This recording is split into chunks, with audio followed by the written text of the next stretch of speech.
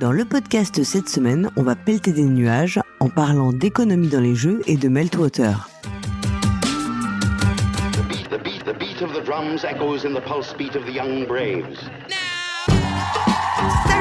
Salut les joueurs. Et oui, il y a une foule en délire. Je suis Paul Gara, mais quel bonheur de se retrouver. J'ai Christian Lemay parce que je ne l'ai pas viré, même si la tentation était forte depuis le mois dernier.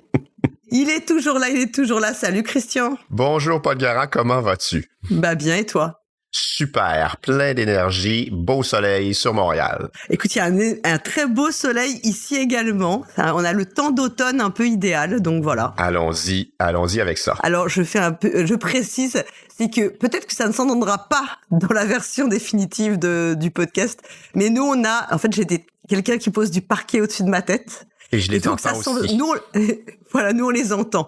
Voilà, on prend vraiment des risques dans cette émission. Bah oui, on va pelleter des nuages. On se rappelle ce que c'est, pelleter des nuages? Pelleter des nuages, c'est étudier le jeu de société comme si nous étions à l'université, comme si nous étions des intellectuels. Et puis, on évite de vous tenir au courant de l'actualité parce que nous sommes de vieilles personnes réactionnaires. Et nous ne donnons pas... non, c'est pas vrai. Des fois, nous donnons notre opinion même sur un jeu. La dernière fois, nous avons dit que nous avons beaucoup aimé Blood Rage. Et ça se pourrait qu'aujourd'hui même... Alors, Blood Rage, c'est un jeu qui est sorti il y a 10 ans, Christian. Donc, oui. Bon. Et qui est plus disponible en fait aujourd'hui ou à peu près. Mais en fait, là, il y a une nouvelle version quand même qui sort là. Voilà, là. Sur GameFound, ben oui. Donc, et aujourd'hui... quelque part, en fait, on était même plutôt avant-gardiste. Voilà, avant-gardiste du vintage.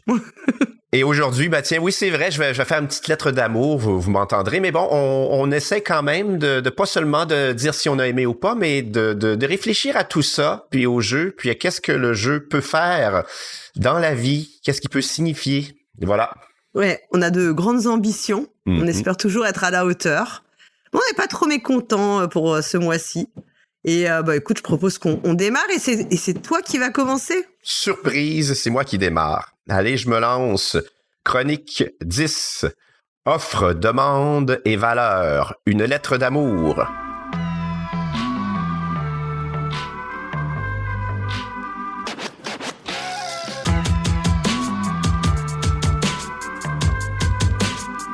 Paul Gara, j'ai constaté que mes premières chroniques étaient souvent négatives. Catan n'est pas un jeu allemand, la rejouabilité ne vient pas d'où vous pensez, et vous ne devriez pas lui accorder autant d'importance que vous le faites. Les jeux ne racontent pas d'histoire. Bref, il fait aucun doute aujourd'hui que je suis un râleur de première classe pour tout l'auditoire. Aujourd'hui, j'ai donc décidé... Parce que tu pourras jamais me battre en matière de râlerie, donc vraiment... T'as encore beaucoup de level à obtenir pour arriver à mon niveau, pour râler autant que moi. D'accord. Et aujourd'hui, j'ai donc décidé de vous lire une lettre d'amour à un type de jeu que j'adore et que j'ignore comment nommer. Alors, j'écris aujourd'hui cette chronique pour le savoir. C'est en rejoignant à Hansa Teutonica, petit coucou à Simon du Passe-Temps qui m'a ramené ce classique sur la table au printemps 2023. Donc, un jeu d'Andreas Steding, originellement paru en 2009 chez Argentum Verlag. Donc, un jeu antédiluvien. Et qui m'est apparu, donc c'est en rejoignant ce jeu-là que m'est apparu sa forte dimension économique, sans pourtant qu'on y trouve explicitement aucune pièce de monnaie, aucun marché, ni même aucune transaction. Je vous explique. Dans Hansa Teutonica, quand vous avez posé des cubes de votre couleur dans toutes les cases qui relient deux villes, imaginez un peu un plateau à l'aventurier du rail avec, entre les villes, un certain nombre de cases à remplir. Donc, quand vous avez rempli toutes les cases, vous pouvez retirer vos cubes et scorer cette route entre deux villes. Lors de ce scoring, certaines villes vous offrent un choix des plus déchirants. Première option, améliorer votre efficacité, votre moteur. Par exemple, réaliser plus d'actions chaque tour, augmenter vos points de victoire en fin de partie, vous donner accès à de nouvelles sections du plateau, etc.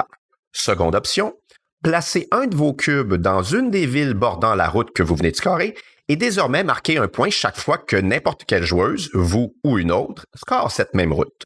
Alors que dans un jeu d'Alexandre Pfister, par exemple Maracaibo, c'est déjà ardu de déterminer ce qui vaut le plus de points, ce qui va vous faire gagner, alors que toutes les valeurs sont fixes, parce que le nombre de points que vous allez marquer pour arriver premier dans la course au port de Maracaibo est fixé, ou le nombre de points que ça va vous rapporter d'amener votre explorateur dans la 3e section de la partie du bas aussi. Ça, c'est des valeurs fixées, mais déjà, c'est difficile de déterminer qu'est-ce qui rapporte le plus de points. Mais c'est encore pire dans un Hansa Teutonica parce que le nombre de points que vous marquerez en occupant une ville et en parasitant son scoring, donc, demeure incertain. Ça va valoir quelque part entre 0 et 8 points de victoire, ce qui est énorme dans l'économie du jeu. Et même le nombre de points de victoire que vous rapporterait le fait d'améliorer votre moteur, lui aussi, demeure incertain. Mais surtout, là où le jeu devient économique, c'est que si je bloque une route qui permettrait d'augmenter le nombre d'actions qu'on exécute par tour, ça va mettre forcément une pression pour améliorer une autre action, par exemple, celle qui augmente le nombre de cubes que l'on réactive avec l'action « Activer des cubes ». Donc, il y a une espèce de jeu, une pression qui se crée à travers les actions des joueurs. Et c'est pour ça que j'affirme que Hansa Teutonica est un jeu économique, même s'il comporte aucun dollar, ducat, doublon ou piastre, comme on dirait au Québec. Une économie d'offres et de demandes qui ne se nomme pas et qui demeure cachée au premier coup d'œil. Ce lien bien tendu entre les joueurs à Hansa Teutonica m'a fait comprendre ce que j'appréciais dans les jeux de spéculation. Oui, sachez-le, j'aime les jeux de spéculation. Mais non pas l'aspect purement monétaire ou calculatoire du style « Le sucre vaut 20 $. Si j'en achète 3 unités et que la valeur passe à 60 $, je ferai un profit total de 120 $. Non, ce que j'apprécie, c'est plutôt le fait que les actions des autres joueurs influencent directement ou indirectement la valeur du sucre et par conséquent mes revenus et mes dépenses. J'aime quand les jeux créent des systèmes aux interactions fortes, mais encadrés, nuancés entre les joueuses et les joueurs. Quand le jeu se passe entre nous, quand le jeu nous lie. Donc, je vais parler d'Abendgut, qui est un jeu justement très purement de spéculation, qui ressemble à ce que je viens de décrire, qui est la version la plus élémentaire. À votre tour, vous pouvez acheter ou vendre des denrées qui sont au nombre de 6. Le but, faire des profits en achetant le moins cher possible et en vendant le plus cher. Si ce n'était que cela, le jeu serait un peu plat, sec, mais l'auteur a su nous lier. Primo, il y a un mécanisme d'élimination en fin de partie. Celle ou celui qui aura donné le moins à la charité ne peut pas gagner, est éliminé. Donc, voyez-vous la différence? Le seuil pour rester dans la partie n'a pas été fixé par l'auteur du jeu, mais par les joueurs. Secondo, pour gagner, il ne faut pas tant savoir compter que manipuler. Voir quelles denrées prendront ou perdront de la valeur n'a rien de sorcier, parce que vous voyez grosso modo la moitié des cartes qui vont altérer leur cours des valeurs pendant la partie. C'est plutôt en forçant vos voisins à jouer des cartes qui vous avantageront que vous allez gagner. Et ça, je trouve ça à la fois diabolique et génial. Oui, j'aime jouer à ce que j'appelle des jeux, ou ce qu'on appelle des jeux solitaires à plusieurs, comme Ancient Knowledge, Concordia, j'adore Concordia, Maracaibo, Great Western Trail, Everdell, Le Havre ou Tzolk'in. Et oui, avant que vous ne hurliez, ces jeux provoquent de l'interaction entre les joueurs, je le sais, j'en suis conscient. Mais j'ai quand même l'impression qu'on interagit davantage avec les chiffres qu'avec des humains dans ces jeux-là. Qu'on résout un casse-tête d'optimisation plutôt que de se parler entre joueurs. Se parler avec ses choix dans le jeu, on s'entend. Je vous donne quelques exemples. Le jeu Québec, par Philippe Baudouin et Pierre Poisson-Marquis, paru chez Scorpion Masqué et un petit peu Hystérie en 2011. Mal aimé avec raison pour ses couleurs, disons, contrastantes et voyantes, Québec est surtout connu pour sa mécanique de la cascade, qui fait en sorte que si vous remportez une majorité dans une zone d'influence, vous transférez la moitié de vos petits cubes ouvriers dans la zone suivante et vous allez pouvoir les rescorer à nouveau. C'est un système ingénieux, mais toutefois, ça n'en cache un autre beaucoup plus intéressant à mon avis. Dans Québec, chaque joueuse dispose d'un pion architecte, grâce auquel elle rend disponible une action aux autres joueuses seulement. Et plus les autres joueurs auront recours à l'action que vous leur offrez, plus vous allez marquer de points. Le jeu vous pose donc cette question assez difficile. De quelle action pouvez-vous vous priver et quand même recevoir la visite des autres? Plus vous privez d'une action intéressante, plus vous risquez de marquer des points. Encore une fois, c'est un jeu économique dans lequel il n'y a aucune transaction, ni entre les joueurs, ni avec le jeu. Food Chain Magnet, par, je vais massacrer leur nom, Jeroen Doumen et Joris Virzinga. Virzinga, j'étais pas très loin. Merci. Paru chez Splotter ou Splotter en 2015. Donc, dans Food Chain Magnet, vous contrôlez un restaurant du style diner des années 1950 et vous devez faire de l'argent en vendant des pizzas, des burgers, du cola et autres limonades. Pour ce faire, il y a 2 étapes. 1. Créer de la demande dans des maisons du quartier en menant des campagnes de publicité qui vont développer l'envie des burgers et du cola chez les résidents. 2e étape, produire les dites denrées que les clients viendront automatiquement consommer dans votre restaurant si c'est vous qui avez le meilleur prix. Ici, tout le système de demande vient encore une fois exclusivement des joueurs. Si aucun d'entre eux ne lance une campagne de marketing pour les burgers, il sera totalement inutile d'en produire. Jamais le jeu ne génère par lui-même une demande, contrairement aux, je dirais, trop nombreux jeux de commandes. Mais il y en a beaucoup. Donc, des jeux de commandes à la Flamecraft qui sont sortis dans les 10 dernières années, où une rivière de contrats stipule des trucs comme « Apporte-moi 3 violets, 2 verts et un bleu et tu marqueras 6 points ». Il faut voir Paul Gara opiner du chef. Donc, dans ce jeu-là, ce qui est intéressant, c'est que toute la demande est créée par les joueuses. En fait, ce que tu veux dire, c'est que on n'est pas assuré d'être la reine du burger à toutes les parties. Non. Il pourrait y avoir aucune reine du burger pendant une partie même. Dans Imperial 2030 et Seven Empires, tous 2 de McGertz, vous acquérez des parts, c'est-à-dire des actions de pays ou d'empires qui vont prendre de la valeur selon leur conquête militaire. Imaginez qu'on ajoute une couche de spéculation sur une partie de risque. Vous partagez donc des intérêts communs avec Philémon parce que vous êtes tous les 2 actionnaires de la France, mais vous vous déchirez également parce que l'un a des parts chez les Anglais et l'autre chez les Prussiens.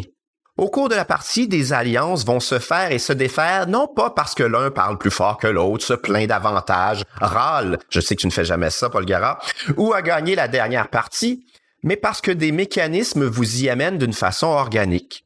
Vous devez protéger et faire fructifier vos investissements. Seule, la tâche s'avère presque impossible. Si vous êtes le seul actionnaire d'un empire ou d'un pays, vous allez vous faire massacrer, c'est certain. Il faut donc jouer en équipe, mais en équipe, vous marchez sur un plancher très, très, très glissant parce que vous n'êtes jamais à l'abri d'un revirement d'alliance. L'interaction entre les joueuses, l'intérêt d'attaquer telle puissance plutôt que telle autre ne repose donc pas sur un simple table talk un peu gratuit comme à risque, mais par le truchement d'intérêts bien concrets et explicites, c'est-à-dire les parts, les actions qu'on a devant nous. Albertine, qui contrôlait l'Espagne et devait repousser la terrible flotte anglaise des côtes de la France, dans laquelle nous sommes impliqués tous les 2, vient de prendre justement des parts de l'Empire britannique et elle n'a plus du tout envie d'en détruire les bateaux. Et ce revirement n'est pas seulement causé par un changement d'humeur, mais par un système économique qui donne un sens à nos choix. Kutna-Hora. J'ai beaucoup aimé mes 2 parties de Kutna-Hora, parues chez Chess Games Édition en 2023, et qui me paraît influencé par Hamburgum de McGertz, encore lui.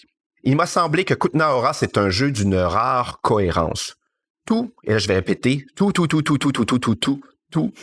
du prix des matières premières à la valeur en points de victoire des différents éléments, dépend des actions des joueuses. Pour gagner, il faut observer attentivement les tendances, où se dirigent les autres et où dirige-t-il le jeu.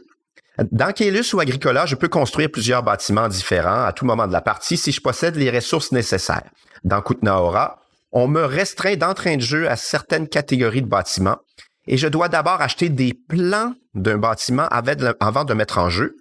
Et ça donne de la prévisibilité au jeu. Ça donne l'occasion à ceux et celles qui sont attentifs d'anticiper l'impact de mes actions. Donc, une forme encore de spéculation ou d'anticipation. Dans Agricola, le coût d'un bâtiment et son effet sur la partie demeurent fixes tout au cours de la partie. Le puits coûtera toujours 3 pierres et un bois et produira toujours le même effet.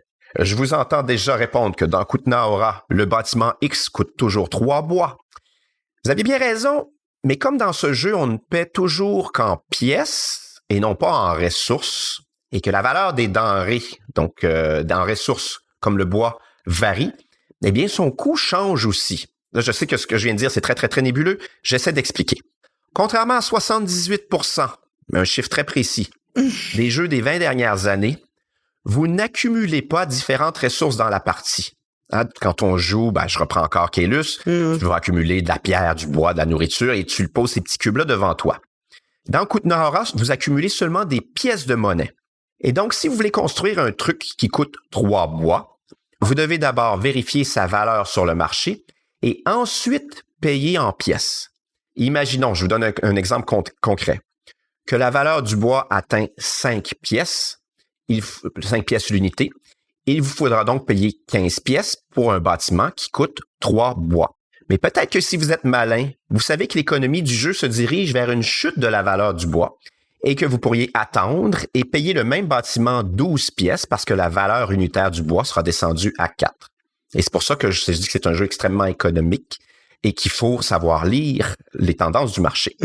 Très longue conclusion et très grosse dérape. Vous ne le savez peut-être pas, et je rédige les chroniques de Pelleter des nuages pour répondre à des questions que je me pose. Tiens, je l'ai dit dans la dernière chronique, ça. Et je me répète, je suis un vieux disque rayé.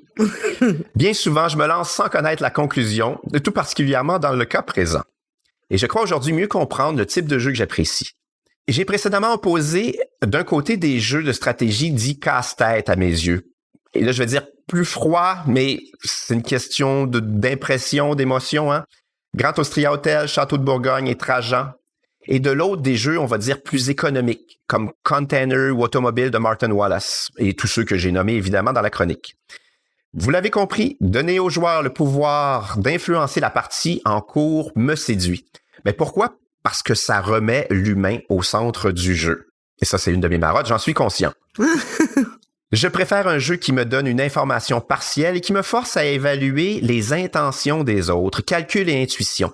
Une liberté d'action dans un horizon assez restreint pour laisser de la place à la prévisibilité. Quelque chose qui manque parfois à certaines créations de Bruno Feduti, qui justement, il dit souvent dans ses articles, ses chroniques que je lis avec beaucoup d'intérêt, que c'est ce qu'il veut faire, mais je trouve que Bruno souvent verse dans le chaos, l'imprévisibilité, et on n'arrive pas à avoir assez d'informations sur ce qui va se passer. Ça reste des jeux très rigolos, les jeux de Bruno, mais dire qu'on peut prévoir un truc, je suis pas certain. Quand je joue à Navigator, de ma Geertz encore, je dois anticiper où l'ensemble des joueurs se dirigent pour aller exactement à l'inverse. Si 2 joueuses fabriquent des usines à transformer le sucre, je dois au contraire en produire pour répondre à la demande. Quand je joue à Acquire, j'essaie de comprendre les intentions des joueuses pour investir dans les compagnies qui prendront de la valeur. Ce qui leur donne une chaleur que n'ont pas les jeux casse-tête comme Grand Austria Hotel et Great Western Trail. Ouh là là! Que j'apprécie, je vous le dis, je les aime, ces jeux-là. Ouf! J'aime quand les systèmes amènent les humains à interagir entre eux de façon globale. Quand on me fait interagir avec les joueurs par l'entremise d'une économie d'ensemble. Et que par conséquent, cette interaction a un coût, une forme de ressac venant du système lui-même plutôt que des joueuses. Et ceci, ça les oppose également à un autre type de jeu que je vais appeler des jeux libertaires, comme le sont Intrigue, Diplomatie, Galerapagos, et même tous les jeux subjectifs qui ne sont pas des jeux de stratégie, des jeux que j'appelle à juge, que sont les Cards Against Humanity, Blanc-Mangeux Coco et son équivalent local, l'Hostie-de-jeu. Rompre une promesse au jeu Intrigue constitue une interaction forte et directe indéniable. Mais cet acte demeure souvent gratuit, arbitraire et surtout sans conséquence, sinon que la victime va essayer de me pourrir la vie pour le reste de la partie et peut-être la suivante. Mais cette trahison n'aura que peu d'impact sur le système en lui-même. Ça ne changera pas la valeur des pièces de votre château, le nombre de tours que dure la partie ou les conditions de victoire, etc. Entendez-moi, je veux bien que ces jeux existent, hein, et des milliers, voire des millions de personnes y trouvent leur compte, et c'est un bel espace créatif, un terrain d'exploration et d'expression significatif. Ce sont des jeux qui excitent beaucoup, je trouve, par le fantasme de pouvoir absolu, hein, faire ce qu'on veut sans contrainte, une espèce de liberté absolue. Et personnellement, je trouve ça très drôle, une fois ou deux. Puis après ça, ça tombe à plat. Hein, une fois qu'on a brisé une promesse à Galerapagos, on l'a fait et ce sera pareil à toutes les fois suivantes. Et là, c'est là que je passe sur ma grosse dérape, une chire, comme on dirait dans ma jeunesse ici. Ces jeux libertaires, hein, diplomatie, intrigue, où tu peux faire ce que tu veux, comme tu veux ou presque, me font penser à la morale des films comme... Bon, là, les traductions sont pas les mêmes au Québec et en France, donc je donne les 2 titres. Ouais. Monsieur Destin ou Monsieur Destiné avec James Belushi, ça nous rajeunit pas ce film-là. Family Man avec Nicolas Cage, ou Le Jour de la Marmotte ou Un Jour sans fin avec Bill Murray. Et 17 Again ou 17 ans encore avec Zac Efron et Matthew Perry, ou même Shrek 4. Ça, c'est le même partout, je crois. Donc, toute cette fiction, tous ces films-là, si vous en avez vu un, vous les avez tous vus, qui sont très moralisateurs, j'en conviens, où on nous rappelle que le bonheur ne se trouve pas dans le fait de vivre sans contrainte et de réaliser tous ces fantasmes d'adolescents, mais d'être un bon père de famille et un mari aimant. Parce qu'évidemment, ce sont toutes des histoires qui mettent seulement un homme au centre de leur histoire. Faire tout ce que tu veux sans conséquence n'est pas aussi riche que l'interaction avec les autres. Donc quand ces hommes, parce que ce sont tous des hommes, retrouvent leur liberté absolue, ils en jouissent très rapidement, mais de façon très brève. Et ma dérape ne s'arrête pas là. Les jeux libertaires et économiques s'opposent aussi dans leur représentation du monde. Les premiers reprennent cette idée très populaire aujourd'hui que la liberté est la valeur suprême. Combien de fois n'entend-on pas « Fais tout ce que tu veux, de toute façon, ça ne change rien pour moi, ça ne me concerne pas. » Chacun est libre de faire absolument ce qu'il veut. Les seconds, les jeux économiques que j'aime bien, nous offrent une vision du monde bien différente. Ils nous rappellent que si mon voisin porte une arme à feu sur lui ou jette son carton recyclable à la poubelle, ça change quelque chose pour chacun de nous. Voilà. Quand j'ai lu la chronique, je t'avais dit que tu partais d'un point A pour arriver à un point B et que le chemin était particulièrement sinueux, mais je trouve que c'est quand même le cas parce que on part du fait que t'aimes un certain type de jeu et on en arrive carrément à une discussion philosophique sur la liberté. Oui, je pense qu'on va du point A au point W. En fait, je me disais que quand tu parles juste sur la fin, sur ta conclusion où tu parles de la liberté comme valeur suprême, et j'ai un peu l'impression que tu critiques cette vision-là. Un petit peu. Mais en fait, c'est quelque chose de très difficile à définir, la liberté. Oui. Et j'ai dû dans ma vie. Tu sais que c'était mon sujet du bac philo, hein, Laurent. Oui, tu m'as déjà raconté. C'est ça. Et je devais enseigner à un moment donné Sartre en classe parce que j'enseignais la littérature. Et quand je disais à mes élèves qu'ils avaient choisi d'être ici, ils étaient soit en désaccord ou soit en colère. Parce que si tu veux moi, je veux être ingénieur, donc pourquoi est-ce qu'on m'impose des cours de littérature à 17 ans, 18 ans? Mais je m'obstine parce que qu'est-ce qui t'empêche de franchir le seuil de la porte? Tu peux faire ce choix. Je me mettrai pas physiquement devant toi. Tu pèses 30 kilos de plus que moi, donc je vais te laisser passer. Et même si tu pesais pas 30 kilos de plus que moi, je te laisserai passer. Mais bon, c'est difficile et je pense c'est peut-être une erreur dans notre conception de la liberté qu'on a qui nous amène à penser qu'on peut faire tout ce qu'on veut. En fait, oui. Je me lance pas là-dedans parce que je maîtrise mal le sujet. Non, mais alors on reparlera après, mais ça m'a fait rire parce que c'est un peu, tu sais, je pense que c'est la citation de Benjamin Franklin, quoi. C'est que si t'es prêt à sacrifier un peu de liberté pour autre chose, alors tu ne mérites pas cette liberté, en fait. Qui, je pense, est... Ouais, c'est Franklin. Voilà, et pas du tout anodine, sur aussi la vision, par exemple, de tes voisins américains sur leur droit à la liberté de faire ce qu'ils veulent. Enfin, tu vois, c'est pas anodin, en fait, aussi, leur façon de concevoir la liberté quand on sait qu'un de leurs pères fondateurs a cette vision, quoi. C'est alors que dans d'autres, on trouve par opposition des citations comme la liberté la liberté d'autrui s'arrête à celle des autres, etc. ou ce genre de formule. Ça, c'est Sartre, je crois. Je suis pas sûr. Il y a aussi la liberté de l'un s'arrête là où celle de l'autre commence. Je croyais, mais je me trompe peut-être. Peut-être. Ou après, t'as pas de liberté pour les ennemis de la liberté. Enfin bon, on a plein de citations sur la liberté et je pense que c'est assez amusant de voir d'où elles viennent et qui les a formulées et quelle est la vision après comment elle s'incarne dans les constitutions des pays, en fait, dans la façon. Mais on va reparler de la liberté après. Mais il y a aussi, juste pour finir, il y a le discours que j'entends très souvent, ce que fait mon voisin, fais ce que tu veux, moi ça me dérange pas, t'es libre de faire absolument ce que tu veux, mais parce que ça n'a pas de conséquences. C'est pas vrai. Donc il y a les choix de l'un ont un impact sur les autres. Donc c'est Ouais. Oui, bien sûr. Non, mais bon, je vais reprendre la chronique dans l'ordre parce que sinon tu vas me perdre et tout. Tu sais, alors déjà quand dans les jeux dont tu parles que tu donnes un exemple là où tu dis que les choses ont une interaction, je sais que tu as joué aussi à Irish Gauge de Amabel Hollande pour changer un peu. Et c'est pareil, c'est un jeu. Alors là, c'est vraiment un jeu qui ne repose que là-dessus, puisque c'est vraiment un jeu de spéculation pure et dure, en fait, dont mécaniquement qui ne repose vraiment que sur un système un peu de marché, puisqu'on va acheter des parts dans des compagnies ferroviaires qu'on va on va financer pour les développer. Et il y a un truc qui est très très fort dans le jeu, si tu t'en souviens, c'est que c'est un ou une des joueuses qui décide du moment où on déclenche du paiement des dividendes. Oui, c'est une action possible à son tour. C'est une action possible et ça, c'est assez dingue parce qu'en fait, il y a un tempo incroyable qui fait que tu peux vraiment, tu sais quand l'autre va vraiment être obligé de déclencher ou pas, donc tu peux vraiment en tirer parti. De la même manière que toi, tu peux vraiment avoir intérêt, parce que le but, c'est quand même d'avoir le plus d'argent à la fin.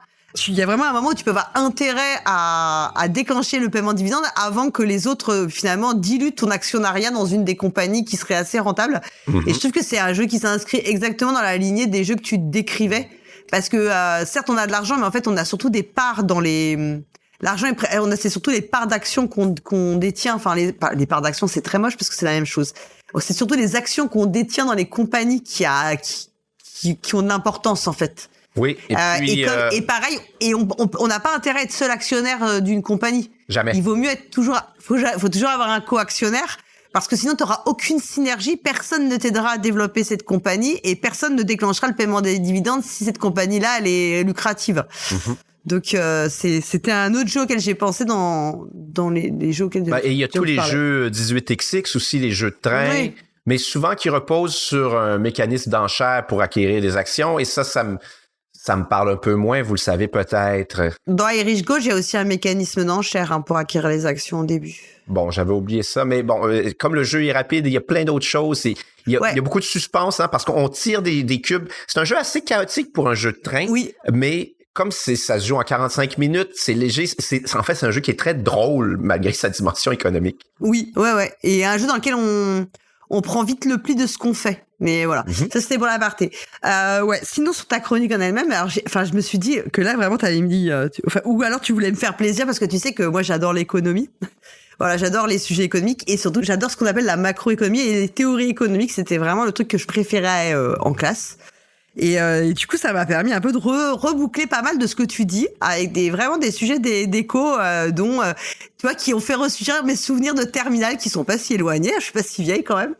Mais bon, à un moment, tu parles dans la chronique, tu parles du fait que dans Teutonica, il y a pas vraiment, d'ailleurs, il y a pas d'argent. Non. Enfin, on n'a pas besoin de l'argent. C'est pas, et ça m'a refait penser, chez les économistes classiques, il y a toute une théorie qui dit que la monnaie n'est qu'un voile, un intermédiaire.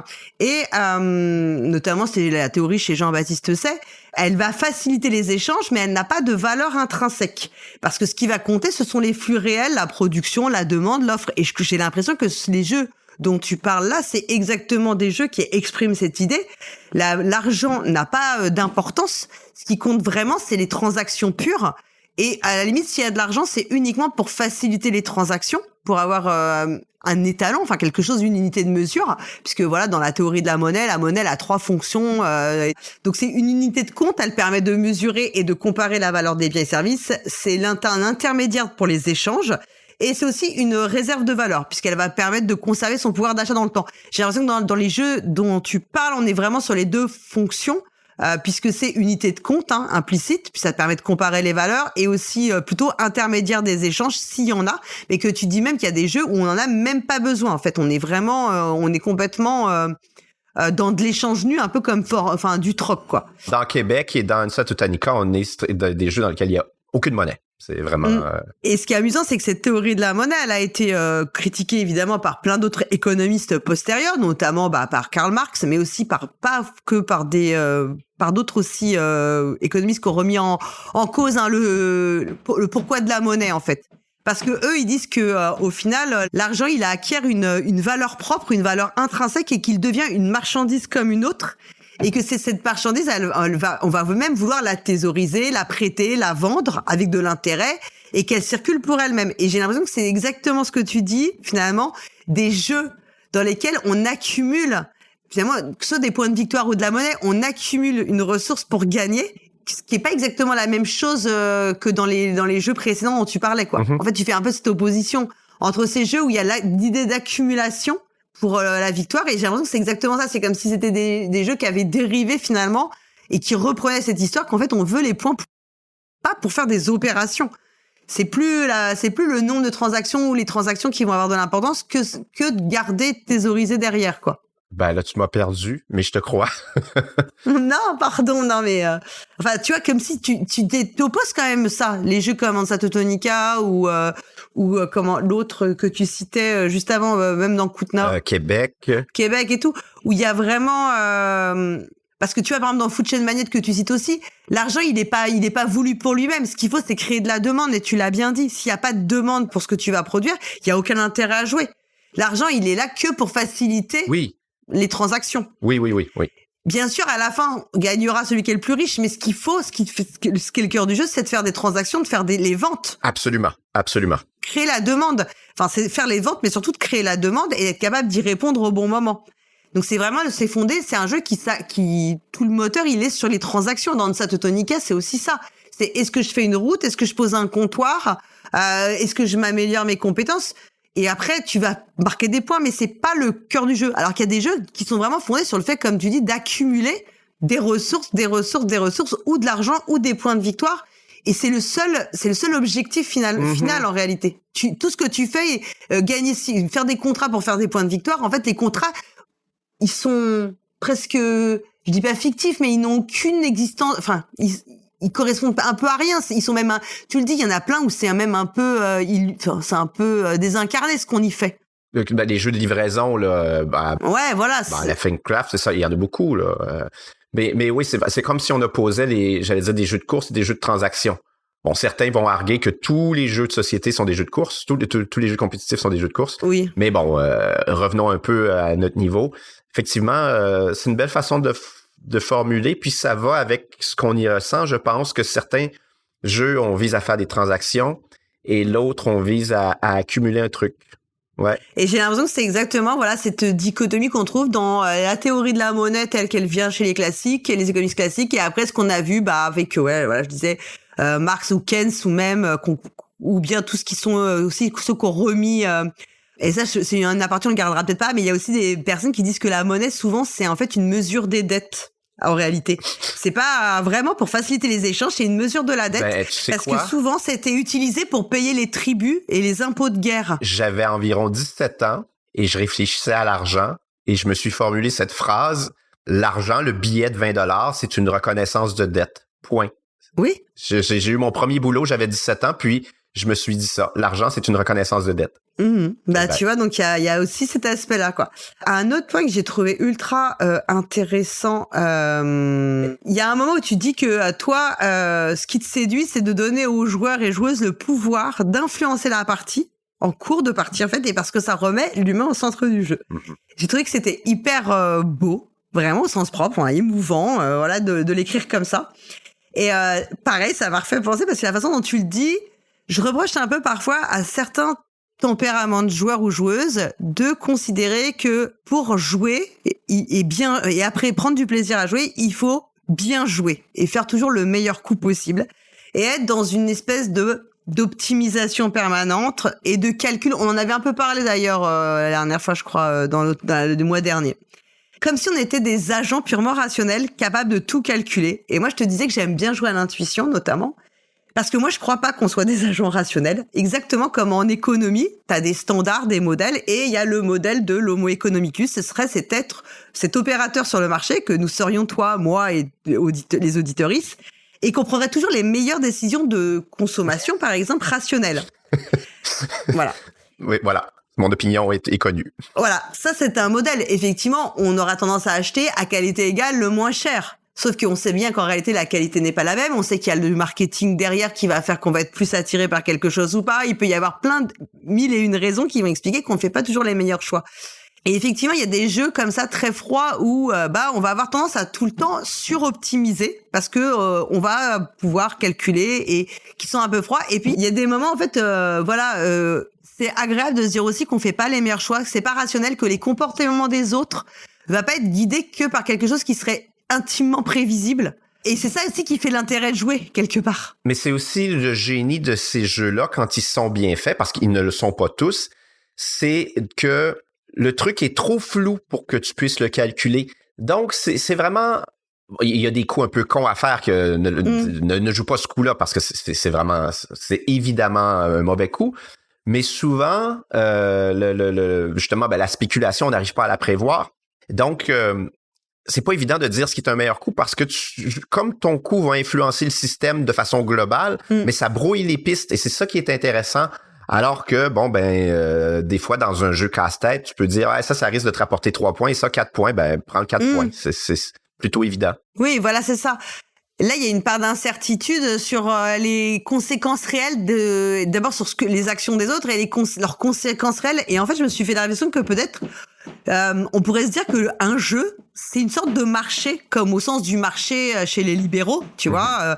Et que les règles, c'est l'expression en fait du modèle de marché, comme on a le modèle de concurrence pure et parfaite, qu'on ne doit plus dire ça a été. Mais bon, bref, moi j'ai appris avec cette terminologie.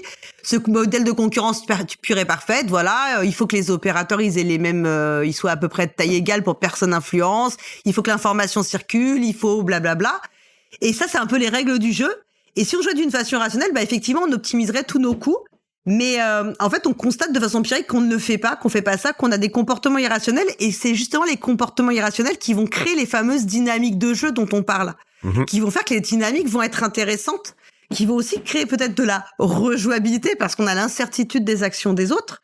Et c'est ça qui crée en vrai les émotions. Et c'est pour ça que, effectivement, il y a des jeux qui sont ceux que t'appelles plus froids, plus casse-tête. Oui, bien sûr, les émotions, elles vont être beaucoup moins fortes que dans ces jeux-là où il y a beaucoup plus d'imprévisibles. J'adore Grand Austria Hotel, mais il y a des choses, je sais que si je fais telle chose de telle manière, à peu près, peu ou prou, tu vois, il y a quand même un séquencement qui est assez, il y a beaucoup moins d'incertitude sur ce que mon action. Tu as résolu le casse-tête un peu. Sur ce que mon action va produire comme conséquence dans les jeux donc que toi tu aimes, et ce que tu aimes, c'est pas, et en fait ça c'est parce que, oui, c'est bien les joueuses qui créent les dynamiques par leur choix. Et c'est pour ça que c'est bien elles qui co-créent l'expérience de jeu avec l'auteur. Enfin, l'auteur te donne un cadre et que les joueuses, elles vont créer. En fait, elles vont activer celles qui vont activer le jeu finalement. D'une partie à l'autre, on va explorer des champs plus variés, je crois. Mais comme tu disais, dans Food Chain Magnette, tu peux. Il y a des trucs que tu peux ne pas faire si t'as pas envie. Enfin, rien n'est obligatoire pour que le jeu marche. On pourrait, on le disait en off, mais on pourrait faire une partie, on fait que des boissons. Si on voulait, ce serait tout à fait envisageable. Et c'est surprenant parce que ces jeux, désolé pour les amateurs de Flamecraft, mais bon, c'est sûr que Mané, il y a un contrat qui va me demander du violet ou du bleu ou du rouge. C'est certain que cette carte va sortir. Donc, il y a une prévisibilité que certains vont apprécier, et puis c'est tant mieux. Eh bien, alors, pour finir, on va parler sur la conclusion, on va revenir sur la liberté, là, et tout.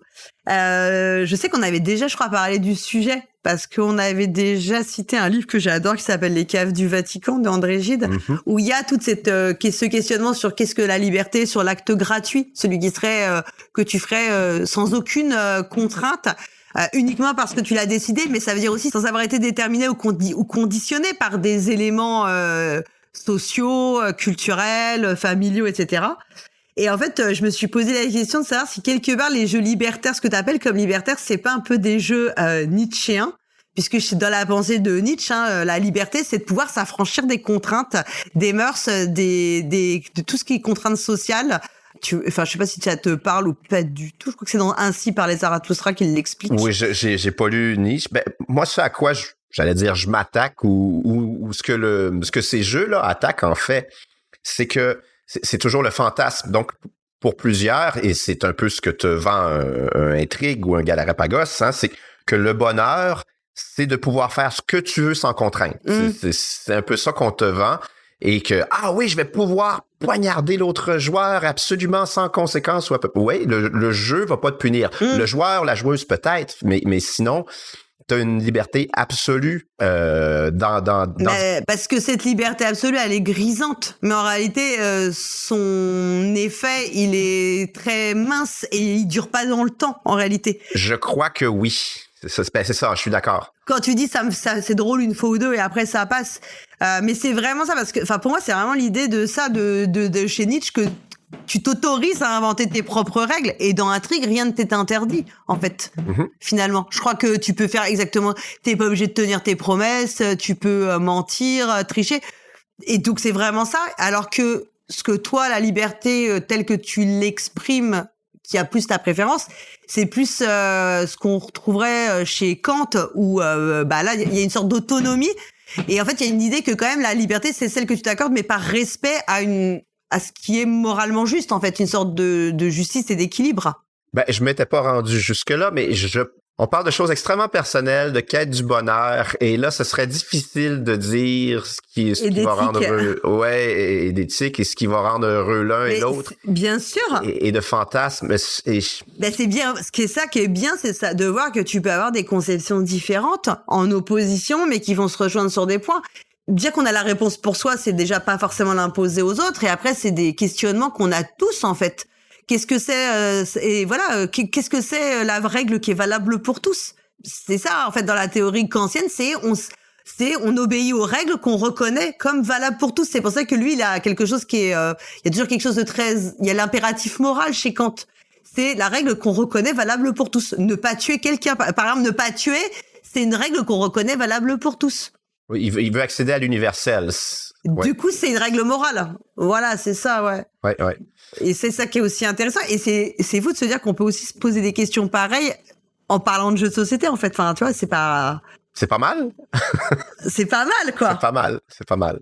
C'est beaucoup le fantasme que j'interroge, hein, et sa réalisation.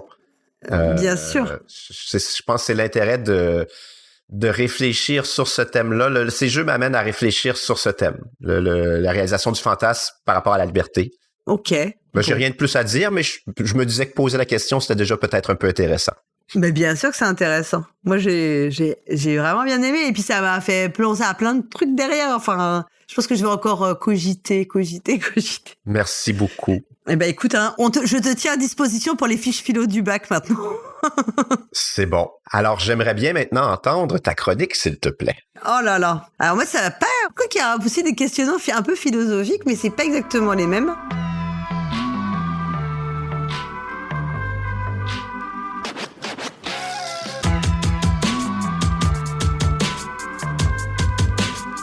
Et oui, parce que moi, je vais parler d'un jeu qu'on a peut-être déjà mentionné dans cette émission, je ne sais plus.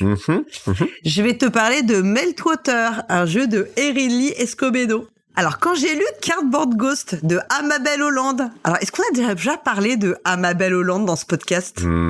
Oui, c'est une question purement rhétorique. Et bien donc, dans ce livre, l'autrice, elle fait notamment référence à un jeu de Erin Lee Escobedo, une autrice qui a beaucoup inspiré Amabel Holland elle-même, et y compris sur le plan personnel. Et ce jeu s'appelle Meltwater. Alors j'avoue qu'à ce moment de ma lecture, je n'avais jamais entendu parler de ce jeu auparavant. Je ne sais pas si toi tu le connaissais, Christian, ou pas du tout. Non, absolument pas. Et alors je suis allée faire un truc complètement fou. J'ai mené des recherches complémentaires. Oui, j'ai fait ce truc un peu dingue d'aller me renseigner sur cette personne, Erin Lee Escobedo, son jeu, les propos qu'on pouvait trouver d'elle sur le net. Alors ça, c'est ma petite parenthèse, je vous donne un tips. Renseignez-vous sur les gens, les œuvres, les événements, etc. Ça permet d'apprendre des choses intéressantes. Ça permet de mieux appréhender le monde dans lequel on vit, plutôt que de se contenter du peu d'informations qui traînent à la surface. Alors, Meltwater, dont le sous-titre « A Game of Tactical Starvation » annonce la couleur, puisque littéralement, Meltwater, c'est eau de fonte des glaces. Alors, ça ne le fait pas du tout en français comme titre, vraiment. Et le sous-titre, c'est donc un jeu de famine tactique. Il est sorti initialement en 2018. Il a été publié par Holland Spiele, la maison d'édition de Amabel Holland, et c'est à ce jour le seul jeu répertorié sur BGG de Erin Escobedo. Alors, à la lecture de Cardboard Ghost, j'étais vraiment curieuse de savoir de quoi il en retournait avec ce jeu. Parce que dans son ouvrage, Amabel, elle insiste sur le fait que le propos de ce jeu, il est de nous faire ressentir l'horreur de ce que nous faisons dans le jeu pour l'emporter. Puisque, en gros, on pousse la population de notre adversaire à la famine. Et ça, on l'avait un petit peu compris avec le sous-titre. Je suis donc particulièrement ravie d'apprendre que le jeu bénéficie d'une seconde édition proposée en 2025 par Capstone Games, et doté pour l'occasion d'une couverture à la fois magnifique et saisissante, qui, sans en dévoiler les secrets, donne déjà le ton de ce qu'on va faire dans le jeu. Alors, doutant de la probabilité d'une localisation française, vous allez vite comprendre pourquoi, je n'ai donc pas hésité une seconde, je l'ai acheté durant la Gen Con, et ainsi j'ai pu y jouer. Ce que je vais essayer de partager aujourd'hui, c'est vous restituer plutôt ce que j'ai compris du jeu et du propos de son autrice. Mais aussi de la façon dont Erin Escobedo, elle conçoit le jeu à deux, comme elle l'explique d'ailleurs dans une vidéo passionnante réalisée par Amabel Holland, diffusée sur sa chaîne YouTube, qui s'appelle Player Counts Scaling in Board Games, qu'on pourrait traduire par nombre de joueuses comment les jeux s'adaptent. Je sais pas si tu l'as regardé depuis, Christian. Malheureusement, non. Alors, en préambule, je vais quand même expliquer en quoi consiste Meltwater, parce que même si je n'aime pas trop expliquer les règles d'un jeu, je pense que c'est pas mal quand même d'avoir un peu les tenants et les aboutissants pour comprendre la suite.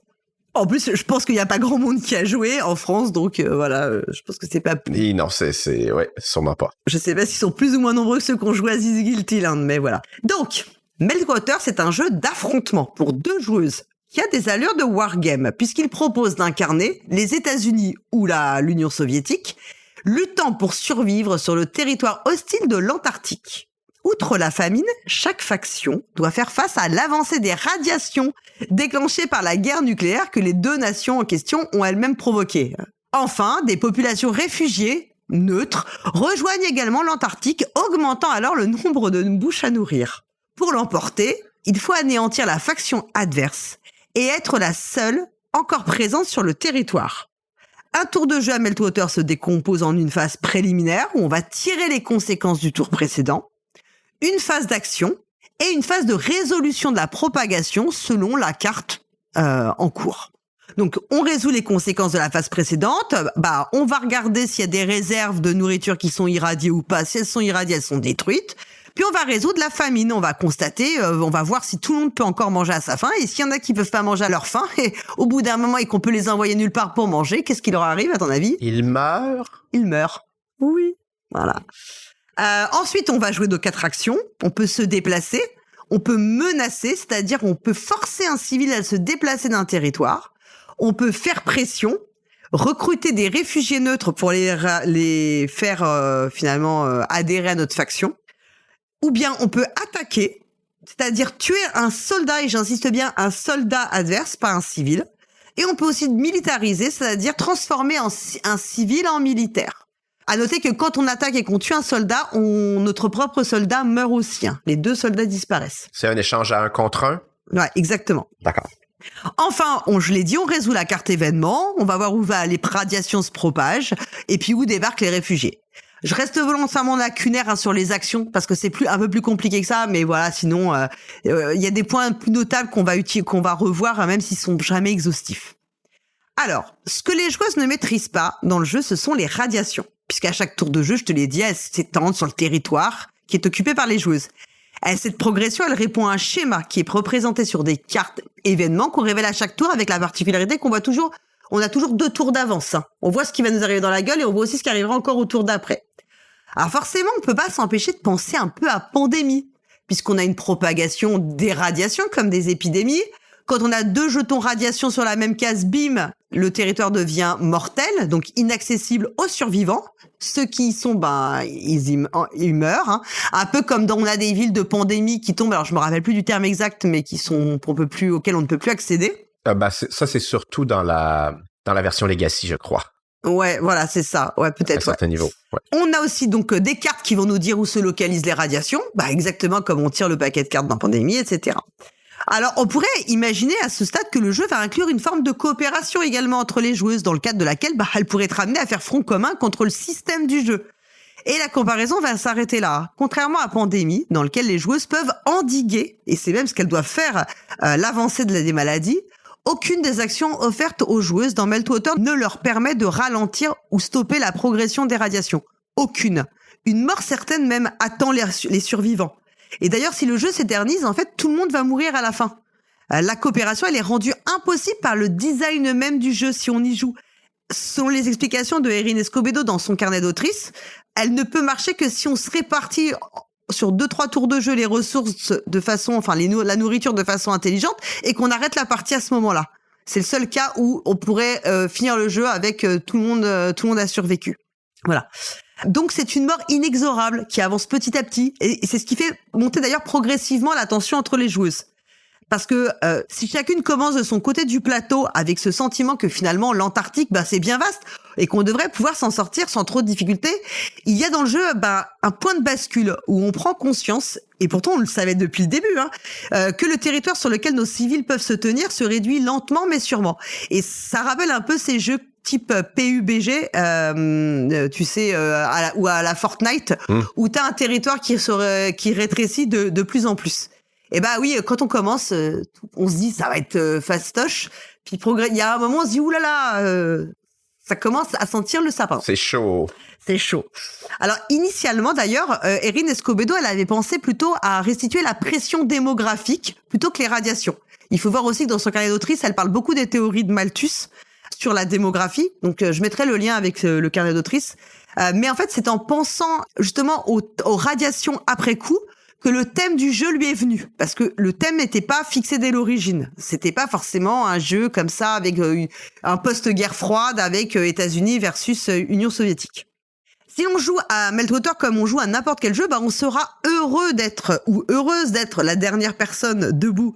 Mais si on prend un peu de recul, on réalise que la victoire n'est qu'un sursis. À cet égard, le jeu propose même de capituler si on a conscience que c'est foutu, qu'on ne peut pas gagner. Et cette décision étant motivée par l'idée d'épargner nos derniers survivants, qui finiront donc par rejoindre la faction adverse pour ne pas être condamnés à mourir de faim. Et en proposant ceci, l'autrice, elle prend le contre-pied de la stratégie du général Power. Pour se le résumer, celui-ci avait une vision très agressive des conflits. Et outre le fait que les vies des populations ennemies n'avaient aucune importance pour lui, les vies de sa propre population n'en avaient pas plus. Si les sacrifiait, ça permettait de gagner la guerre. Meltwater, ça parle aussi du sort des civils dans les conflits, ce qu'on ne voit que rarement dans les wargames. Meltwater nous dit qu'à un moment, on peut arrêter cette absurdité, parce que de toute façon, nous sommes tous et toutes voués à la mort. Autant épargner le plus possible les populations civiles, autant leur épargner la guerre, puisque de toute façon, la fin est inéluctable. Ce que les joueuses vont maîtriser dans le jeu, en revanche, c'est l'affrontement. Alors, j'ai mis des guillemets pas très podcastiques, parce que c'est probablement pas le bon terme, et on va comprendre pourquoi. Parce que Meltwater, ce n'est pas du tout un wargame. Il lui emprunte clairement certains codes.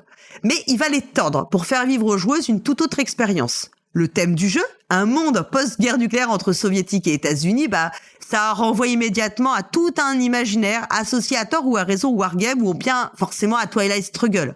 Et d'ailleurs, le livret de règles de Meltwater s'ouvre sur une citation de Power, dont je parlais juste avant, qui figure également apparemment dans le livret de Twilight Struggle. Donc cette citation, je vais la restituer, la retenue. Pourquoi êtes-vous si préoccupés par le fait de sauver leur vie? Toute l'idée est de tuer ces salauds. À la fin de la guerre, s'il reste 2 Américains et un Russe en vie, alors nous avons gagné. Mais Meltwater, contrairement à Twilight Struggle, ne se réclame pas du tout d'une véracité historique. Il se situe dans un futur dystopique dans lequel la catastrophe nucléaire tant redoutée est survenue. Il n'est pas du tout card-driven, avec tout un tas de cartes sur lesquelles de pseudo-événements historiques surviendraient. Son asymétrie est totalement trompeuse. Certes, sur le papier, on incarne une nation, États-Unis, URSS, mais hormis le placement de départ, des unités qui va être en fait fixes et qui dépend de qui on a choisi, il y a aucune différence entre les deux. Nos actions, les actions possibles, sont strictement identiques. On n'a aucun pouvoir spécial. Et la condition de victoire est tout à fait similaire. Exactement comme dans This Guilty Land, tu te rappelles, on s'était fait la remarque que les effets des cartes étaient les mêmes en réalité que l'on joue justice ou oppression. C'était même une critique un peu que j'avais parce qu'au final, ça donne quasiment l'impression que l'un n'est pas plus horrible que l'autre. L'un des deux camps n'est pas plus méchant que l'autre parce qu'il fait la même chose. Mais bon. Ouais, et on avait aussi dit que c'était volontaire parce que c'était pour montrer qu'il y avait pas qu'il y avait la volonté de pas associer un pouvoir spécial à une faction dont on tirerait un plaisir particulier. Oui, le V-effect. Exactement, voilà. Et voilà, donc là je le disais, on va jouer pareil, nous sommes exactement les mêmes au final, des humains qui tentent de survivre dans un monde hostile. Ce que l'on fait subir à l'autre, c'est ce que nous subissons nous-mêmes. Et c'est aussi un moyen d'entrevoir l'absurdité de la guerre. Parce que dans Meltwater, la guerre, elle est absurde et elle n'est absolument pas noble. Les wargames nous parlent souvent de batailles héroïques, de combats épiques, de choix militaires stratégiques. La guerre y est glorifiée. Ici, il est question de civils qui tentent de survivre au milieu d'un affrontement totalement vide de sens. Et donc, c'est même pas un jeu d'affrontement dans lequel on va conquérir des territoires, c'est même tout le contraire. On lutte pour survivre et être le dernier à survivre sur un territoire qui se rétrécit petit à petit pendant que les ressources alimentaires s'amenuisent. Et d'ailleurs, dans Meltwater, on ne se tue pas, ou rarement. En fait, on se condamne à la famine et à une mort par ricochet, une mort inéluctable. Et c'est ça qui va changer tout le ressenti émotionnel de ce que l'on fait. C'est pas un élan spontané, mais une décision de gestion, d'optimisation, de planification. C'est ce décalage qui va rendre l'expérience si dérangeante. Contrairement à de nombreux jeux d'affrontement, d'ailleurs, Meltwater n'est pas du tout un jeu cathartique. Il ne nous permet pas d'éprouver ce sentiment de libération. Et ce n'est pas du tout son propos, et c'est sûrement très bien comme ça. On va parler maintenant du face-à-face que le jeu propose. Alors, les jeux à deux, lorsqu'ils sont compétitifs, ils sont souvent conçus comme des jeux d'affrontement. On dit souvent que c'est un affrontement plus direct, qu'on a plus de contrôle, qu'on peut mieux appréhender ce que fait l'adversaire plutôt que quand on joue en multi. Oui, le jeu à deux, c'est cet espace brut, intime, pour explorer la compétition et l'opposition. Évidemment, Meltwater, ça reste un face-à-face. Mais plus qu'un affrontement direct et frontal, c'est un huis clos étouffant, dans lequel on se regarde dans les yeux pendant qu'on condamne les unités de l'autre à la famine. Erin Escobedo, elle explique dans la vidéo d'Amabel Holland que je précitais que pour elle, la configuration à deux joueuses, ça fait du jeu un espace de conversation. L'une va avancer un argument, l'autre y répond, et ainsi de suite. C'est très dialectique. Meltwater, c'est pensé comme un dialogue tendu entre deux personnes. Et l'intimité du jeu à deux, elle devient alors une intimité cruelle entre deux survivants qui savent déjà que tout est perdu. Tu te rappelles, il y a quelques mois, j'avais dit que The Mind, dans sa configuration à deux, c'était un jeu capable de nous faire ressentir des émotions proches de celles de la fusion qu'on peut éprouver dans la relation amoureuse. Cette symbiose, ces deux rythmes personnels qui ne cherchent à ne faire qu'un. Meltwater, c'est un peu l'illustration de la désunion glaciale, de ce duel froid et distant, dans lequel on partage certes un espace, mais pour mieux s'y repousser, s'y étouffer. Meltwater, c'est un peu une séparation, un divorce qui se déroulerait lorsque la relation amoureuse, elle a fait place à une hostilité froide et sans aucun reste de ce sentiment amoureux. Comme dans une séparation, le jeu, il impose une proximité forcée, le temps qu'on règle les détails matériels. L'indifférence envers l'autre est alors sans éclat. Il n'y a pas de hurlement, juste des petites décisions égoïstes qui condamnent l'autre.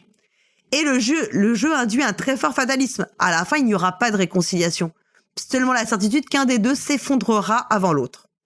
Alors après y avoir joué, avoir lu le carnet d'autrice de Erin Escobedo et avoir fait quelques recherches complémentaires sur le jeu, je comprends mieux ce qu'Amabel Holland, elle en disait. J'ai gagné à Meltwater et pourtant je te garantis que j'en ai tiré aucune fierté, aucun plaisir.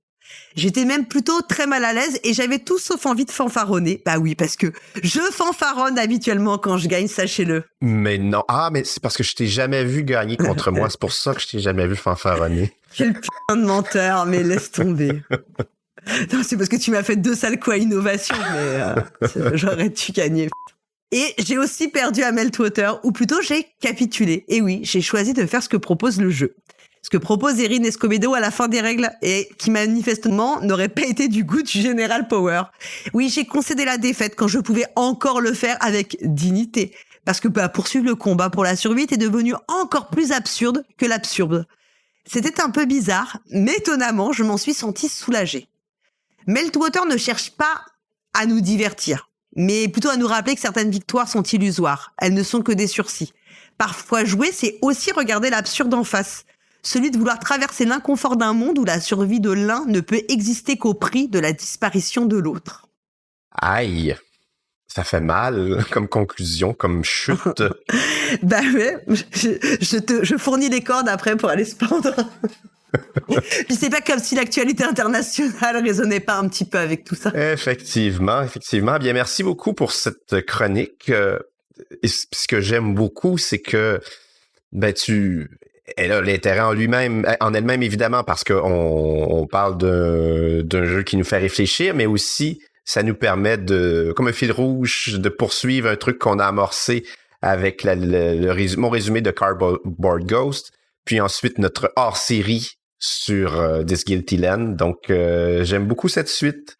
T'as joué combien de parties, dis-moi, de Meltwater? 2 parties. Donc, t'en as gagné une et perdu une. Et t'as capitulé. Mais puis qu'est-ce qui te fait renoncer à essayer de gagner à un moment donné? Parce que quoi qu'il se passe, tour d'après, mes unités mourraient de toute façon. Okay. J'avais pas de moyen c'était pas... L'issue était scellée, là. Ouais, l'issue était globalement scellée, quoi. OK. Et à l'inverse, quand t'as gagné, est-ce que l'issue était scellée aussi avant la fin ou ça s'est joué sur le dernier tour? Je crois que c'était plus incertain. OK. Bon, écoute, moi, j'ai pas joué au jeu, donc je vais surtout poser des questions. Puis, évidemment, je trouve ça intéressant. Tu m'as donné envie d'y jouer. Je l'avais déjà aussi. est-ce que le jeu, parce qu'on comprend évidemment tout son intérêt philosophique ou social ou éthique, mais est-ce que le jeu a une dimension stratégique / tactique intéressante? Est-ce que il offre des choix intéressants si on le réfléchissait seulement d'un point de vue purement stratégique, mathématique? Je pense que sur la première partie, c'est plus dur parce qu'en fait, les actions, c'est les détails dans lesquels je suis pas rentrée, mais la façon dont les actions fonctionnent, elle n'est pas du tout, je dirais pas intuitive, tu vois. Mais elle nécessite il y a une petite gymnastique à prendre pour comprendre comment les utiliser au mieux. Et clairement, sur 2 parties, je dirais qu'on naviguait plus à vue en ayant une version plus vraiment stratégique du jeu. Je pense que c'est possible d'y jouer stratégiquement, en fait. OK. Et vraiment de le voir dans cette dimension-là. Maintenant, je suis pas persuadée que ça... Alors, je sais pas si c'est pas mieux presque de pas le voir comme ça. Que, tu vois, je suis pas persuadée que le jeu, finalement, tu comprends vite que t'as pas envie de faire des super bons coups plus que ça, en fait. Je sais pas, il y a pas cette dimension-là. Sur 2 parties, c'est dur de se prononcer quand même, hein, parce qu'en plus, moi, tu vois, je suis pas... Je pense que tu peux effectivement jouer plus ou moins stratégique. Quand tu connais bien les actions, c'est assez sûr. Quand tu anticipes beaucoup plus aussi où les radiations vont popper. Je pense que ça peut changer pas mal la donne aussi. Mais c'est vrai que sur les premières parties, déjà tu prends, tu vois, tu regardes bien tes 4 actions, comment elles vont fonctionner. Et c'est pas si évident parce qu'il y a des conditions. En fait, pourquoi il y a l'histoire des soldats? C'est parce que tu peux pas menacer les civils de la même manière si t'as un soldat adjacent ou pas. Un peu comme si, ils sont protégés, tu peux pas y aller en mode dégage de ce territoire. Oui. Alors que tu peux beaucoup plus le faire s'il y a pas de soldats. C'est là, en fait, parce que contrairement à ce qu'on pourrait penser, les soldats sont pas là pour tuer. À la limite, tu peux éliminer 2 soldats en face à face, mais comme je le disais, tu le perds tous les 2. C'est pour ça que tu as la possibilité de remilitariser et de transformer un civil en soldat. Mais c'est juste parce que les soldats agissent plutôt comme des boucliers pour les populations civiles, finalement. Et ils te donnent pas la même latitude pour les menacer, les repousser. Je pense que clairement, tu t'aperçois que tes choix stratégiques, ils vont être d'arriver à anticiper où il faut balancer les civils de l'autre pour qu'ils crèvent de faim. Oui. Donc, à la prochaine résolution. Si le jeu a quand même une certaine profondeur, stratégique, c'est ce que tu nous dis, mais le danger, c'est que ça pourrait nous distraire du premier intérêt du jeu, qui est de nous faire réfléchir à autre chose. Ouais. OK. Ouais. En tout cas, de nous faire ressentir autre chose, ouais. Et c'est quand même assez surprenant que ça sorte chez Capstone parce que c'est un éditeur reconnu pour faire des jeux de stratégie quand même, là. Donc, est-ce que... Je serais curieux de les interroger. Est-ce qu'ils ont une portée? Est-ce qu'ils se sont donné une mission sociale? Je sais pas, il y a une dimension stratégique et je suis persuadée que des gens y joueront sans avoir envie de voir tout ce que tu vois, on en a dit du jeu. Je pense que tu peux vraiment le prendre de façon très froide, très distanciée et pas te poser la question de ce que tu fais. Ouais.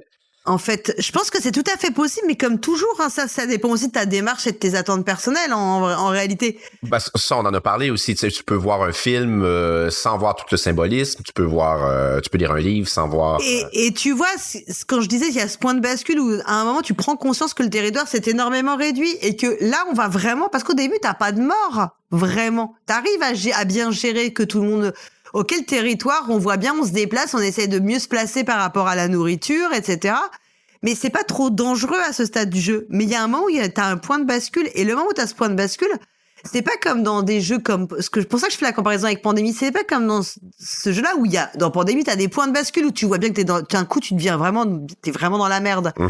Mais on est tous ensemble dans le même bateau, et là, on n'est pas ensemble. Ouais. Et là, tu prends conscience que c'est même pas, et tu peux pas te débarrasser des autres en allant les tuer.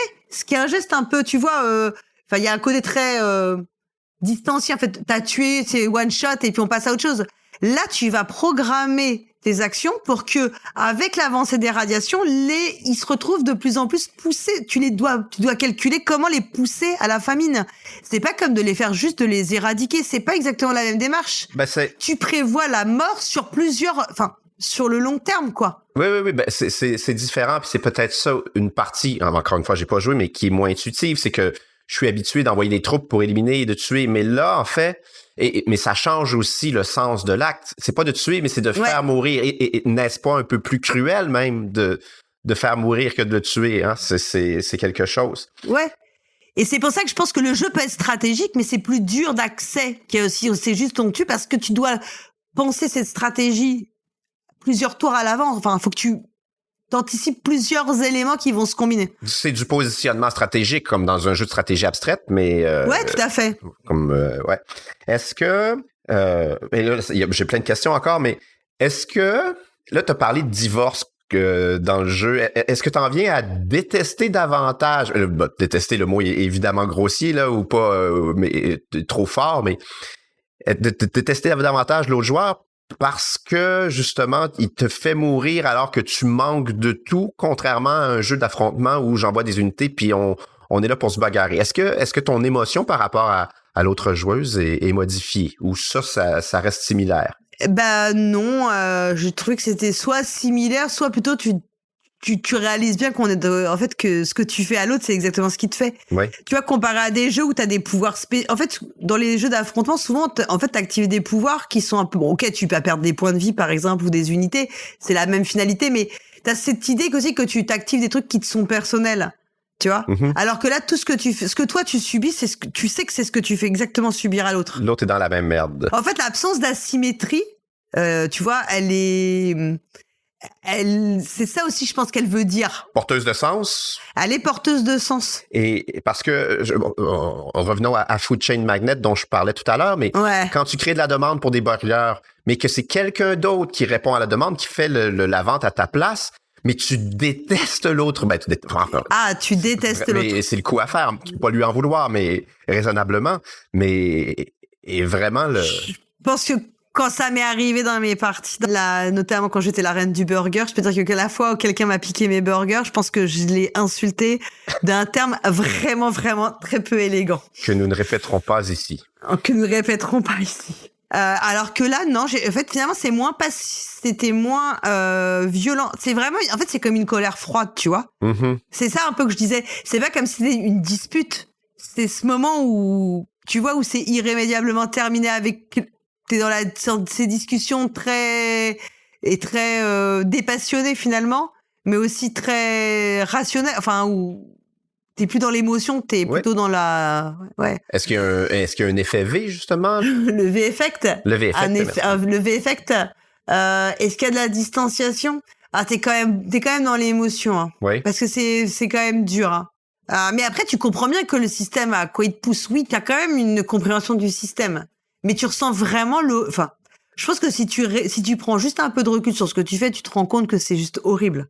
Et là, ma question, parce que ça a surgi pendant que tu parlais, quelle est la différence entre ce jeu-là et un autre jeu similaire comme Survive in Atlantis, je sais pas comment il s'appelle chez vous, tu sais, où est-ce que tu as ce type de jeu, qu'il y en a quand même quelques-uns, où est-ce que tu as un espace réduit, chacun contrôle plusieurs petits bonhommes, mais l'île va se désagréger. The Island? Oui, The Island. Donc, parce que c'est un... Qui est ressorti il y a pas longtemps. Oui, c'est quasiment le même jeu, mais... sauf que The Island, c'est un jeu d'enfoiré. Enfin, c'est connu pour être un jeu où le but, c'est on joue pour se faire des sales coups, en fait. Oui, mais... Je veux dire, l'habillage est différent, mais est-ce que les sensations... Ouais, parce que je vois ce que tu veux dire. Est-ce que le thème donne pas un sens différent? Parce que c'est simple. L'un c'est de la famine, mais là, au final, on pousse l'autre à tomber dans l'eau. C'est un peu la même chose dans un espace qui se réduit. Ouais, oui, c'est vrai que on pourrait se dire qu'est-ce qui fait que t'as pas du tout et que c'est même plutôt presque c'est pas un party game, mais c'est plutôt un jeu, tu vois. Oui, c'en est un. Enfin, voilà, c'est un party game quelque part, The Island. Enfin, plutôt un jeu auquel on joue pour se marrer et pour se faire des sales coups parce qu'en fait, on fait la même chose mécaniquement. Dans ce jeu-là, c'est cathartique en fait ce que tu fais. Là, ça ne l'est pas en fait. C'est peut-être, je sais pas ce qui fait que. Alors aussi, bien sûr, j'imagine que c'est peut-être plus sérieux. Enfin, je sais pas, la façon dont le jeu est abordé est peut-être plus sérieuse, mais après aussi, bien sûr, j'imagine, je vais pas être malhonnête, je suis aussi évidemment influencée par ce que j'avais lu sur le jeu. C'est obligé. Bien sûr, c'est toujours ce qu'on a dit. quand on n'aborde pas les choses de la même manière quand on en a déjà une connaissance ou quand on n'en a pas du tout, tu vois. Évidemment. Maintenant, ça, forcément que ça oriente la façon dont tu perçois les choses, que j'étais sûrement plus attentive à certaines choses ou à certains aspects, quoi. Donc, l'univers y est pour quelque chose. Et là, vous le savez pas, chers auditeurs, mais on est peut-être en train de préparer une chronique, une des prochaines chroniques. Mais ce que je comprends, c'est que l'univers y est pour quelque chose, ouais. Pour finir de répondre, en fait, je pense aussi que le fait que ce soit comme dans un wargame, oui, de prime abord, qu'il y a un jeu un peu sérieux, il y a un peu quelque chose de sérieux dans le wargame, tu vois. Solennel. Alors que dans The Island, finalement, on n'a pas ce côté-là. Enfin, on n'a pas ce côté-là. C'est comme si le setup de départ te laisse jamais envisager que ça va être un peu sérieux, quoi. Ouais. Le jeu me semble interroger aussi la notion de... C'est un truc qui m'a fait rire. C'est pas drôle du tout, là, mais c'est un rire jaune, mais de crime de guerre. Parce que... Putain, ouais, non, mais... moi, tu vois, tu ris toi aussi. Moi, quand j'ai envie de rigoler un peu, je me regarde les procès de Nuremberg. Dis donc, t'as des drôles d'occupation.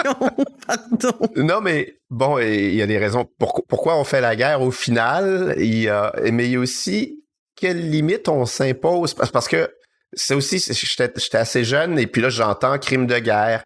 Puis dans ma tête, ça fait, ouais, mais là, tout ce que tu veux, c'est éliminer les personnes de l'autre. Faut se remettre dans mon cerveau d'enfant, mais il faut éliminer les populations de l'autre pays qui sont les méchants. Parce que dans un cerveau de jeune enfant, souvent, tout est blanc ou noir. Mais là, je me suis demandé quel est le problème à empoisonner l'eau potable à laquelle ils s'abreuvent ou pourquoi ne pas tuer... si ta guerre doit durer longtemps, aussi bien tuer des enfants qui pourraient devenir des soldats. Mais en fait, et donc là, on a établi des règles pour faire la guerre et j'ai le droit de tuer ces personnes-là, mais pas telle autre, mais j'ai le droit de les faire mourir par contre. Et là, n'est-ce pas là un crime de guerre au final? Donc, en fait, tout ça, évidemment, j'ai pas de réponse, mais je trouve intéressant que ça amène à réfléchir sur ces questions-là aussi. Après, ce qui est vrai, c'est que la guerre, c'est très codifié. Et t'as pas du tout la même responsabilité pénale quand tu tues c'est affreux ce qu'on va dire, mais quand tu tues des unités adverses, des militaires, que quand tu tues des civils. Alors que ce sont tous des humains. Oui. Mais ce qui est vrai, c'est que dans le crime de guerre, c'est le crime de guerre, c'est vraiment ça. C'est le fait que t'es tué de façon, que t'aies commis des actes qui ont excessivement conduit à la mort des civils par rapport aux avantages militaires. C'est une définition un peu bizarre. Et effectivement, je pense qu'elle est pas du tout évidente à comprendre, surtout quand on est, plus jeune.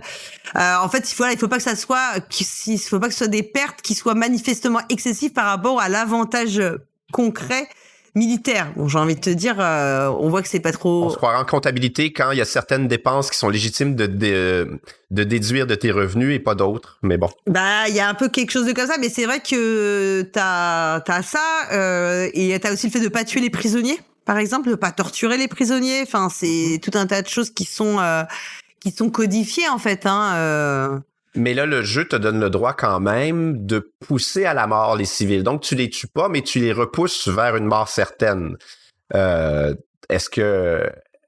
c'est le genre de questionnement qu'on pourrait avoir comme quand on détruit des aides humanitaires, Oui, détruire des hôpitaux. Tu tues pas les civils directement, mais tu détruis les aides humanitaires qui leur sont destinées, tu détruis les hôpitaux, tu détruis toutes les infrastructures. L'accès à l'eau potable. In fine, ça conduit à et d'ailleurs, je pense que c'est bien, ça fait partie de crimes, ce qu'on pourrait appeler des crimes de guerre. Mm-hmm. Parce que c'est bien ça, c'est le fait de les tuer directement ou indirectement. T'as les viols commis pendant la guerre aussi, qui sont le viol étant une arme de guerre très connue, qui est souvent bien assez invisibilisée. Donc, en tout cas, c'est pas ce qui ressort, alors que c'est quand même une arme très très fréquemment utilisée. C'est aussi un crime de guerre. En dehors du fait d'être un viol qui est pénalement répréhensible, mais. C'est très. Non, je trouve ça très intéressant. C'est drôle parce que ça pose plus de questions que ça amène de réponses, en fait. Ah oui. En tout cas, j'encourage vraiment à lire le carnet d'autrice parce que y a quelque chose que j'ai pas mentionné et je voulais le faire à l'oral, c'est que l'idée du jeu, il lui est venue en fait, en voyant une photo d'un jeu de Brenda Romero. Donc, Brenda Romero, c'est une game designer, enfin, c'est une designeuse de jeux vidéo qui a aussi fait des jeux de société et qui a fait le fameux Train.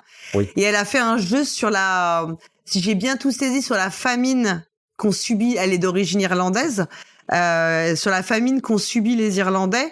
Et c'est un jeu. Alors, je voulais vérifier l'orthographe enfin, pas l'orthographe, mais la prononciation parce que le titre est en gaélique. Siochanlit, ça s'écrit SIOCHANLIT. Bon, Siochanlit, qui veut dire que la paix soit avec eux. Et c'est un jeu qu'elle a fait dans une série qui s'appelle The Irish Game. Donc voilà, auquel personne ne peut avoir accès, même si tu n'as pas des ascendances irlandaises, tu n'es pas censé jouer à ce jeu. OK. Je t'encourage à aller lire ce qu'elle explique sur le jeu. Donc en fait, et elle a vu une photo du jeu, et sur le jeu, donc sans savoir les règles, puisque les règles ne sont écrites nulle part, etc. Elle voyait le plateau qui était divisé avec 2 couleurs, et puis elle essayait d'imaginer à quoi pouvait correspondre le jeu par rapport au thème. Et c'est comme ça que lui est venue toute la réflexion sur la démographie, en fait, la question de la poussée démographique et de la manque de nourriture. Mm-hmm. C'est comme ça qu'est née la première idée de Meltwater. Et c'est après, avec les radiations, que c'est devenu situé dans un univers post-guerre froide. En gros, elle dit, Erin Escobedo, voilà, quand elle voyait le jeu, c'était, devrais-je trancher cette gorge pour sauver la mienne? Et c'est c'est un questionnement hyper éthique, quoi. Enfin, oui. Tu vois, et tout le jeu, il vient de là, en réalité. En tout cas, vraiment, le carnet d'autrice qui est disponible sur le site de Launchpile est passionnant. Il y a aussi une chronique de Dan Turot sur le jeu qui est hyper intéressante. Enfin, il y a quelques ressources et voilà, j'ai trouvé ça intéressant et la couverture, j'avoue, la couverture est magnifique. Oui, c'est réussi. Ouais. Et c'est drôle parce qu'il y a un effort de marketing évident pour un jeu qui risque de se déstabiliser beaucoup le public qui est habitué peut-être de jouer à des jeux de capstone, des jeux de stratégie avec une certaine profondeur, qui n'ont pas nécessairement un message. Mais bon, encore une fois, je serais très intéressé de discuter avec les gens qui font travail éditorial chez Capstone. Alors, quand j'y suis allée, c'était drôle parce que ils y étaient sur une pile, mais pas en tête de gondole, tu vois. Il y avait un autre jeu, et notamment un jeu avec des fruits, je crois, enfin très coloré et tout. Et donc au début, ils avaient l'air de me demander si c'était ce jeu-là que je voulais acheter. Je leur ai dit, bah non, en fait, c'est ce jeu-là. Ils avaient l'air un peu étonnés. Et j'aurais dit que c'était vraiment mon truc, que je leur ai expliqué que je venais de France et tout, et que ce jeu-là, c'était ma seule occasion de l'acheter en direct et tout. Ils avaient l'air assez perplexes. Ça devait être un peu étonnant, tu vois, pas que j'avais fait le voyage pour ça, mais tu vois que c'était dans ma to-do list, dans mon impératif, voilà. Je crains malheureusement le flop commercial. S'ils sont surpris que tu aies envie de l'acheter. Non, mais parce que j'imagine que, tu vois, bien sûr, la plupart, j'ai regardé un peu sur le stand, la plupart des gens, ils achetaient pas ça. Oui. Ils partaient avec le jeu, avec les fruits colorés, les bananes et les kiwis qui étaient colorés, tu vois. Enfin, bon, je fais un peu je caricature un peu.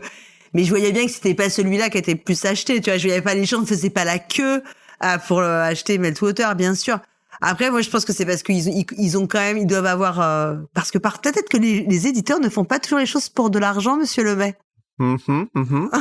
Parfois, ils prennent le pari d'éditer des jeux qui ont, à leur sens, mérite d'exister, même s'ils sont conscients qu'il n'y a pas ou en tout cas, ils croient pas qu'il y a un grand intérêt commercial. Et peut-être pas qu'ils attendent de faire un bénéfice sur le jeu, mais que le bénéfice du jeu avec les bananes, permet aussi de financer la réédition de ce jeu, quoi. Parce qu'on sait que les jeux de Launchpile, ils sont pas on va pas dire qu'ils sont accessibles, ne serait-ce que matériellement. Pour les avoir, il faut quand même, pour l'Europe, faut passer par le site Second Chance. Oui. D'ailleurs, moi, j'attends toujours qu'ils m'envoient ma commande. Bon, peut-être, ils m'ont dit à l'automne. L'automne, c'est là. C'est commencé. Ils sont jusqu'au 21 décembre. Oui, mais ils sont jusqu'au 21 décembre, hein, donc, je sais pas, voilà. Et puis sinon, il faut l'acheter, faut le faire livrer chez des personnes qui sont au Canada ou aux États-Unis et le récupérer par ces personnes, quoi. C'est tout un travail. Je crois qu'on a terminé. Je crois qu'on a fait le tour. J'espère que c'était pas trop long. Non, je crois qu'on aura fait moins que le mois dernier. Hein. OK, phew. Bon, pas ennuyer les gens qui nous écoutent. Bah, attends. Pourquoi tu présupposerais qu'ils s'ennuient? Ah, je sais pas. L'enfant en moi a peur de les décevoir. Oh là là, mon Dieu. Non, mais écoute, moi, je suis sûre qu'ils seront pas déçus, en tout cas. On sait de quoi on parlera le mois prochain, sachant qu'on ne dévoile jamais rien. On ne dévoile jamais. Et là, de toute façon, on le sait pas parce qu'il y a 2 hypothèses, dont une qu'on a évoquée là dans les tout derniers jours, à savoir est-ce qu'on fait pas un truc miroir? Oh là là, miroir, c'est toi qui l'as dit qui est. C'est une possibilité possible, mais ce ne le sera peut-être pas. Qui vivra sera. Waouh, va méditer ce message, dis-toi que là tu m'as tordu les neurones. Bon écoute, monsieur Lemay, merci beaucoup. Madame Polgara, un grand plaisir encore. Merci à tous ceux et celles qui nous écoutent. C'est très apprécié. Oui, merci aux auditrices. Et puis, on se retrouvera de toute façon la semaine prochaine avec un nouveau format. Et puis, dans un mois pour un nouveau pelletage de nuages en règle. Voilà. Parfait. Merci beaucoup. Bye. Bye.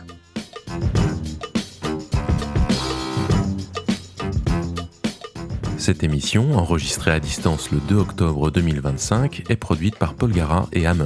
Toutes les informations utiles et les titres des jeux abordés dans cette émission figurent dans le billet de cet épisode sur notre site lepointdepolgara.fr en un seul mot. Ce podcast est totalement indépendant. Son contenu est libre et non sponsorisé. Retrouvez-nous sur les réseaux sociaux, Facebook, X, Blue Sky ou Instagram sur le compte de Polgara. Et surtout, venez discuter de cette émission et de tout autre sujet sur le serveur Discord du podcast. Merci d'avoir écouté Le Point de Polgara et à très bientôt pour une prochaine émission.